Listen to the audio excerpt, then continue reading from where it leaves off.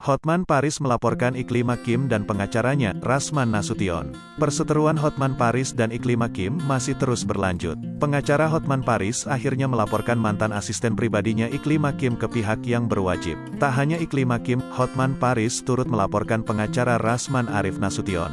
Dikutip dalam kanal YouTube Star Pro Indonesia pada Rabu, tanggal 25 Mei tahun 2022, Hotman Paris membeberkan alasannya melaporkan Iklima dan Rasman. Saya sudah melaporkan pengacaranya maupun sikimnya, kenapa saya laporkan? Karena itu semua bohong, ujar Hotman Paris. Ia menuturkan pernyataan Iklim Hakim selama ini tidak bisa dibuktikan. Ia juga membantah adanya pelecehan kepada Iklim Hakim. Saya nggak mungkin udah sukses begini dikelilingi wanita cantik melakukan pelecehan sama wanita di mobil, ujar Hotman. Sementara itu, Hotman Paris mengatakan tudingan awal dari Iklim Hakim.